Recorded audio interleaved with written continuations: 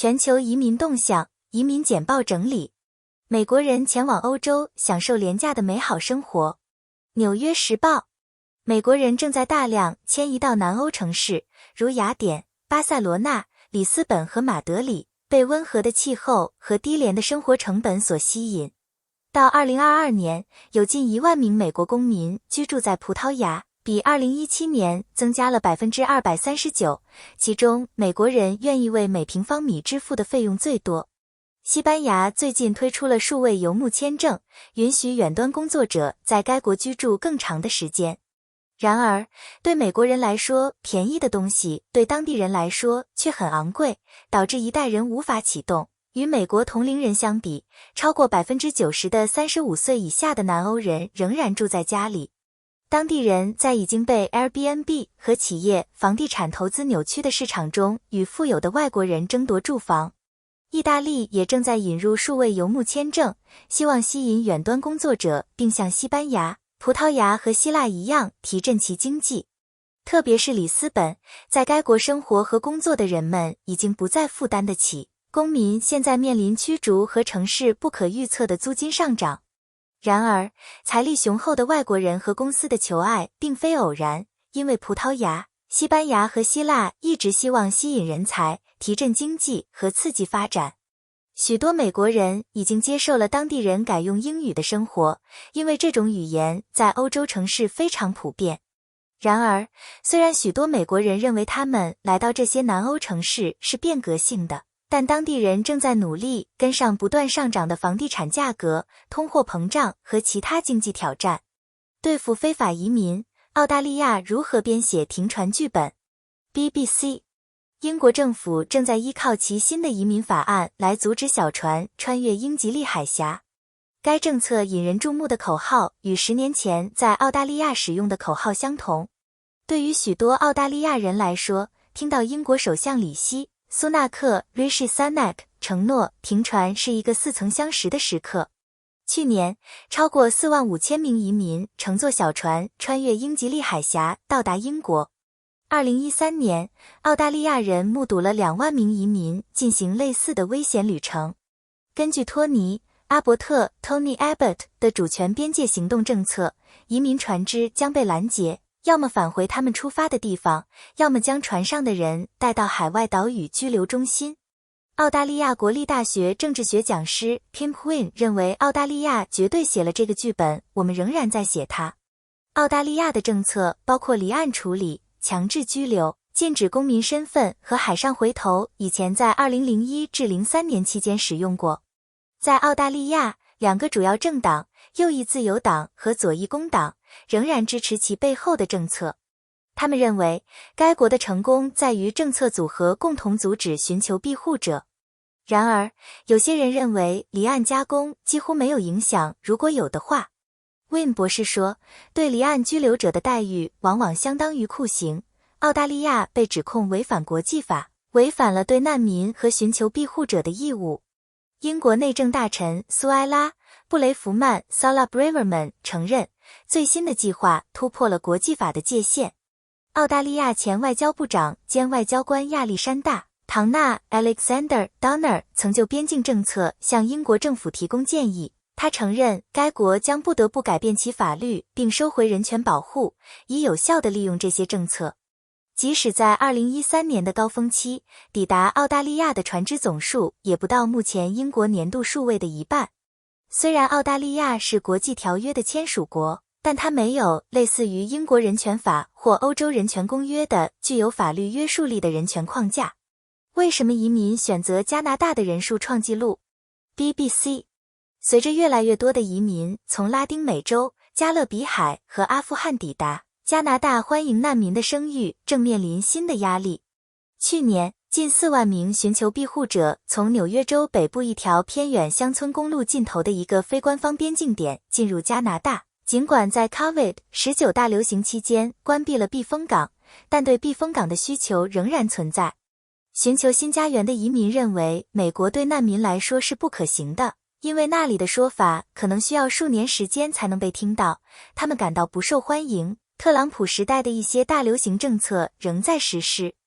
涌入是由于美国达成的近20年的协定——安全第三国协定推动的。该协定要求难民在他们踏入的第一个安全国家申请庇护。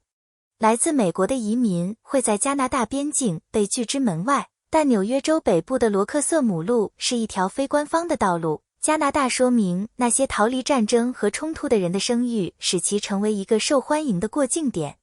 去年标志着通过这条途径涌入加拿大的难民人数最多，这被描述为一个漏洞。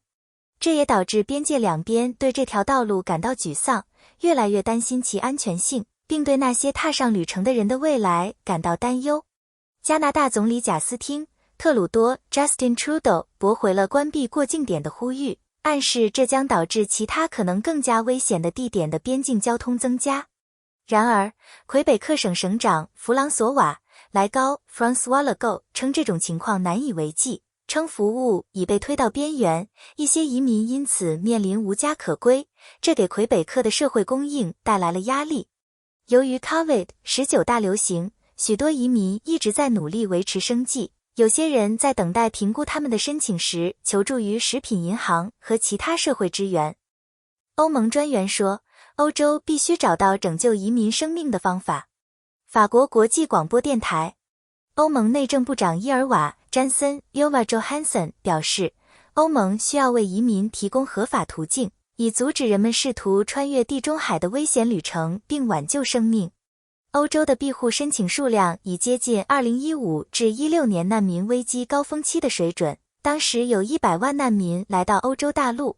约翰逊呼吁为移民提供合法途径，同时讨论最近在地中海发生的造成至少100人死亡的沉船事件。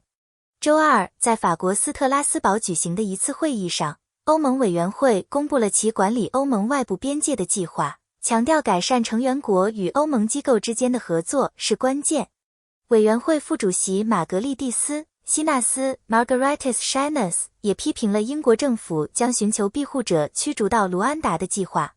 签证恢复，旅游热潮，内地重新开放，香港旅游业充满希望。南华早报，香港旅游业对业务的提振持乐观态度，因为中国大陆已宣布恢复向外国游客发放各类签证。本地专家预测，新政策将增加香港的商机，特别是许多旅客在旅行期间会选择前往内地目的地。2019年的政策允许来自53个国家的旅客免签证过境长达144小时，预计未来数年将吸引许多商务和休闲旅客来港。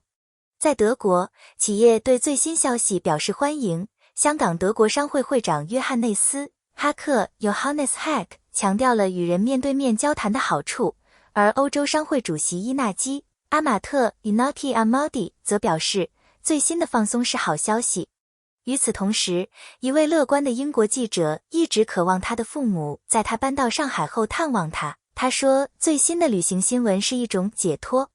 亨特说，更多的移民不是英国脱欧的背叛。BBC，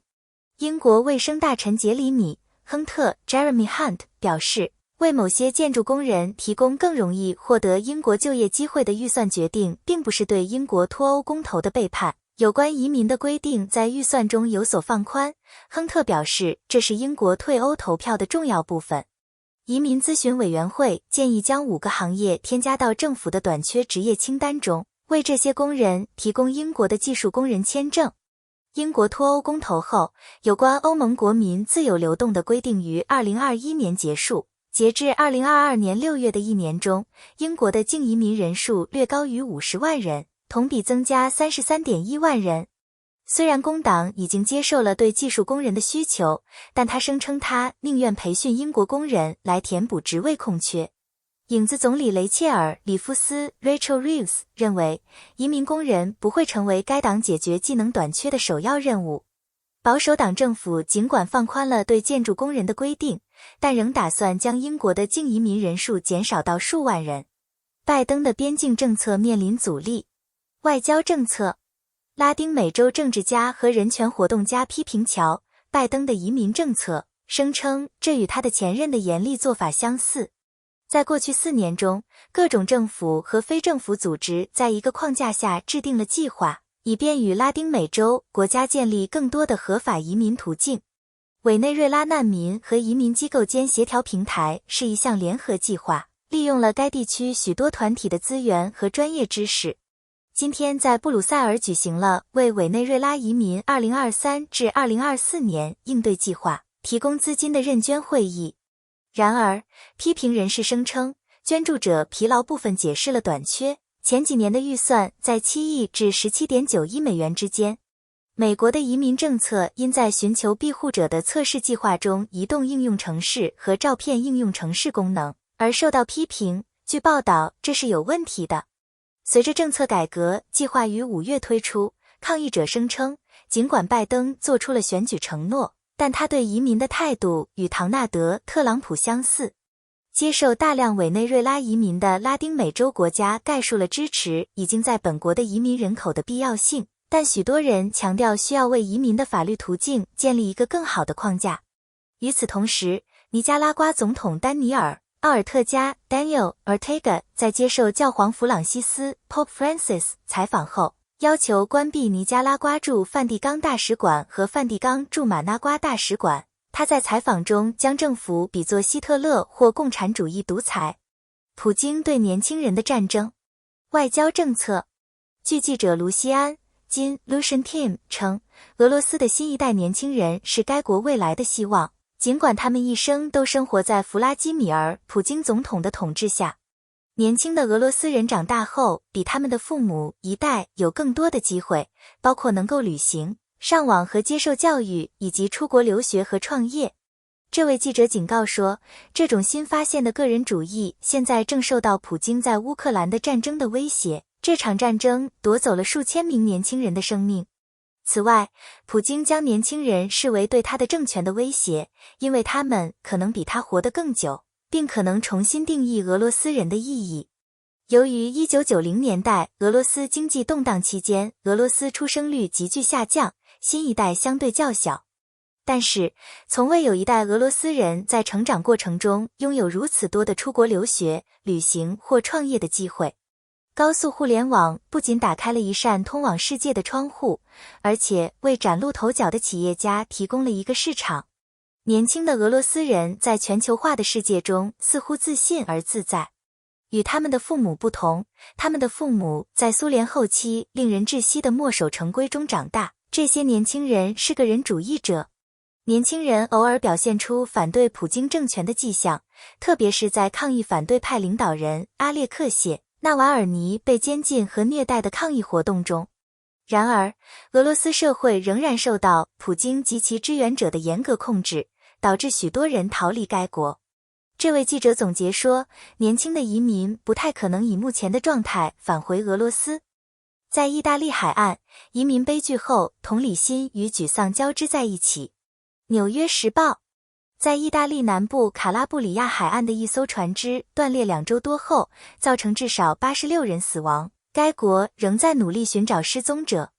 死者中有30多名儿童。这场悲剧凸显了该国继续与移民危机作斗争。总理乔治亚·梅洛尼 （Giorgia Meloni） 当选时承诺对移民船只进行海上封锁，并谈到移民取代。他拒绝批评，并坚持认为加强对人口贩运者的措施是防止海上死亡的最佳方式。但在悲剧发生的意大利部分地区，如 Staccato di Castro， 当地人的反应与其说是沮丧，不如说是同情。当地人已经开始为移民提供就业机会，振兴该地区的农业，并重新填充该地区。融合良好，在捷克共和国的乌克兰难民。德国之声，自12个月前冲突开始以来，捷克共和国已成为接收来自俄罗斯入侵的乌克兰难民的无可争议的领导者。乌克兰表示，自冲突升级以来，已有50多万公民逃往该国，从顿涅茨克和卢甘斯克避难。捷克领导人报告说，当难民开始抵达时，他们不得不依靠广泛的国家志愿者努力，如语言班和临时住宿来管理人道主义涌入，但该国正在摆脱不得不应对边境数万难民浪潮的急性阶段。捷克政府没有崩溃或负担过重其卫生和教育系统，因为它能够建立允许难民融入工作力市场的录取机制，许多人已经抓住了这个机会。超过10万乌克兰人在捷克劳动力市场找到了工作，90%的乌克兰儿童现在在捷克共和国学校就读。建筑商将获得特殊移民身份，以解决英国短缺问题。英国独立报据报道，英国政府正计划将更多的外国工人添加到短缺职业名单中，以说明解决该国建筑业严重缺乏工人的问题。这些包括瓦工、泥水匠和屋顶工。去年，60%的建筑工作不得不推迟，因为没有足够的木匠和瓦工可供雇用。自英国脱欧以来，该行业受到重创，因为来自欧盟的工人离开该国返回祖国。根据国家统计局的数据，2017年至2020年底，在英国建筑业工作的欧盟国民人数下降了42%。移民咨询委员会 MAC 建议此举，尽管政府也在考虑将酒店业工人添加到短缺职业名单中，以应对该国酒吧和餐馆的主要人员配备问题。预计将在未来几周内公布对短缺职业名单的审查结果，可能会在财政大臣杰里米·亨特 Jeremy Hunt 下周的预算案期间发生变化。据了解，内政大臣 Suella Braverman 支持建筑公司雇佣更多的外国工人。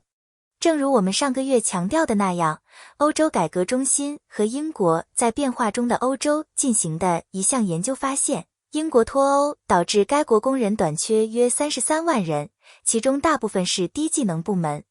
谢谢收看移民简报。